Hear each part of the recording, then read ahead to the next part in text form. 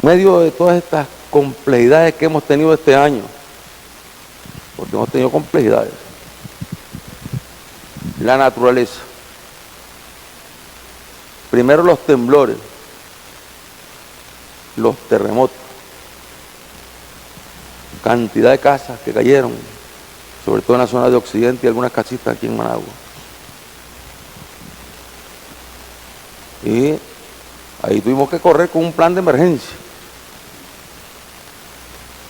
a acompañar a las familias que habían sido víctimas del terremoto, familias que quedaron sin vivienda. ¿Y quiénes acompañaron a esas familias? Los jóvenes. Los jóvenes fueron los primeros en correr a acompañar a las familias. Y luego, bueno, a buscar recursos. ¿Buscar recursos para qué? Para construir las viviendas. Y se empezó la construcción de viviendas. Y terminando la construcción de vivienda, nos cae entonces la sequía.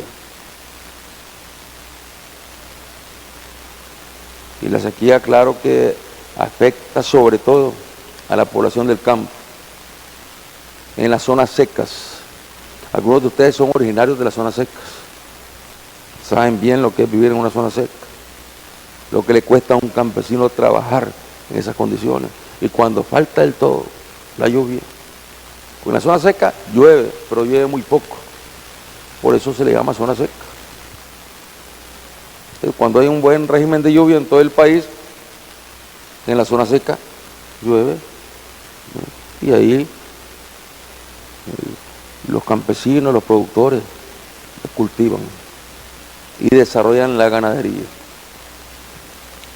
Pero cuando viene una sequía, la primera zona en ser afectada es la zona seca.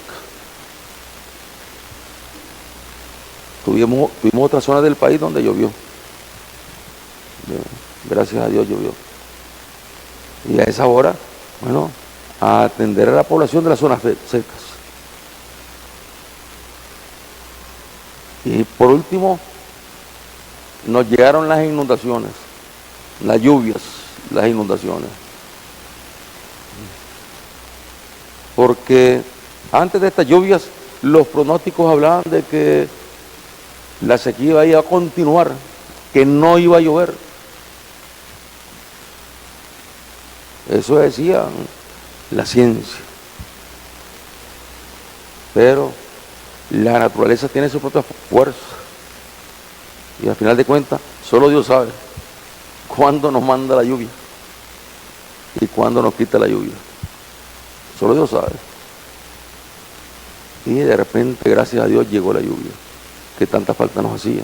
Pero siempre las lluvias traen también sus costos.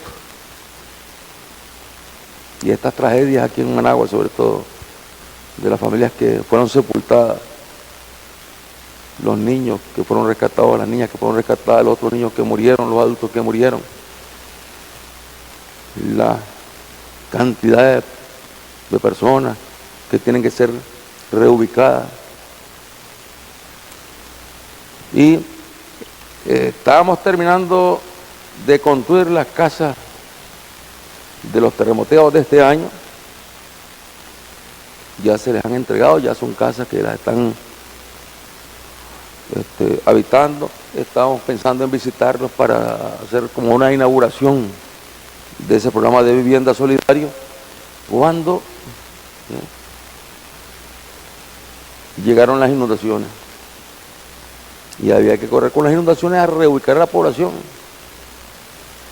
Y ustedes, muchachos, muchachas, que todos conocerán las instalaciones del Instituto de Deportes de Nicaragua,